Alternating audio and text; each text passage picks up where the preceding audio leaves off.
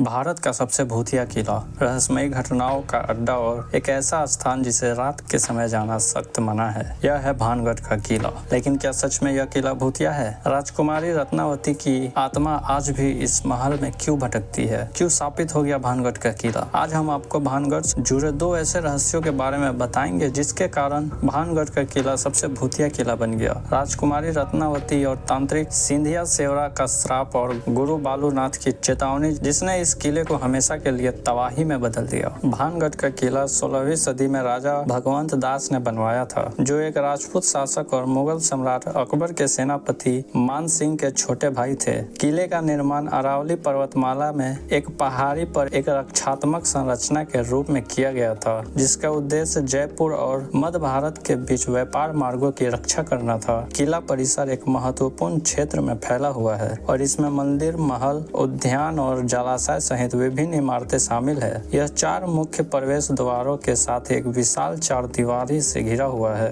भानगढ़ किले की वास्तुकला हिंदू और इस्लामी शैलियों के मिश्रण को दर्शाता है। जब इस किले का निर्माण होने वाला था, तब राजा भगवंत दास पास ही के क्षेत्र में रहने वाले तपस्वी गुरु बालूनाथ से अनुमति मांगी, लेकिन गुरु बालूनाथ ने एक शर्त रखी कि महल के किसी भी इमारत की छाया कभी भी मेरे तपस्या स्थल पर नहीं पड़नी चाहिए। अगर ऐसा हुआ तो महल के साथ उसमें रहने वाले सभी लोगों का सर्वनाश हो जाएगा। राजा ने शर्त को मानते हुए किले का निर्माण कराया। शुरुआत में राजा और उसके वंशजों ने इस शर्त को माना, लेकिन आने वाली एक पीढ़ी ने इस नियम को तोड़ दिया और एक ऊंची इमारत का निर्माण करा दिया, जिससे किले की छाया गुरु बालूनाथ के तपस्या स्थल पर पड़ गई और उसी समय से भानगढ़ का विनाश शुरू हो गया। गुरु बालूनाथ के श्राप के कारण यह किला धीरे धीरे खंडर में बदल गया और इसे फिर कभी बसाया नहीं जा सका। वहीं इसके पीछे की दूसरी लोकप्रिय कहानी की बात करें तो यह रहस्य जुड़ा है राजकुमारी रत्नावती और एक काले जादू में माहिर तांत्रिक से, जिसने अपनी वासना और अंधे प्रेम के कारण पूरे भानगढ़ को तबाह कर दिया। राजकुमारी रत्नावती अपनी अद्वितीय सुंदरता के लिए पूरे राज्य में जानी जाती थी। उनकी सुंदरता की चर्चा दूर दूर तक थी, लेकिन एक तांत्रिक सिंधिया सेवरा, जो काले जादू और तंत्र मंत्र का बड़ा जानकार था,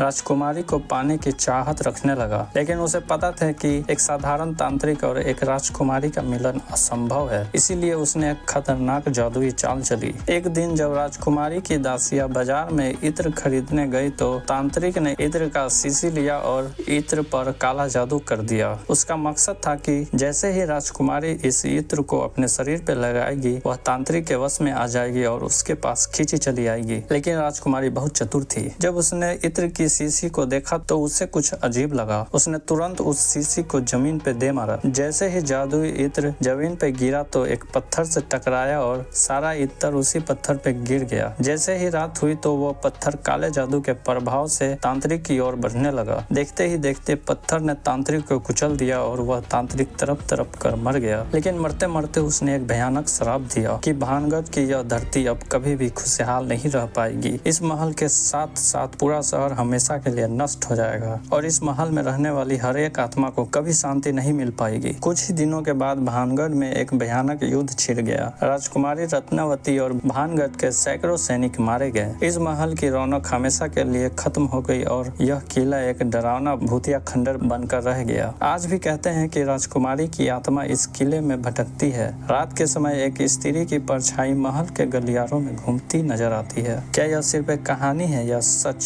कई वैज्ञानिक इन कहानियों को अंधविश्वास मानते हैं, लेकिन स्थानीय लोग इन घटनाओं पे पूरी तरह से विश्वास करते हैं। ये कहते हैं कि उन्होंने किले से अजीब रोशनी निकलते देखी है। कभी कभी किसी के रोने और चूड़ियां टूटने की आवाज आती है। किले के अंदर किसी अदृश्य शक्ति के थप्पड़ मारने की घटनाएं हुई है। कभी संगीत की आवाजें सुनाई देती है तो कभी रहस्यमय गंध आती है। यही कारण है कि सूर्यास्त के बाद इस किले में प्रवेश करना सख्त मना है। तो ये वीडियो आपको कैसी लगी कमेंट में बताएं और ऐसे ही रोचक वीडियोस के लिए हमारे साथ जुड़े रहें। मिलते हैं नेक्स्ट वीडियो में।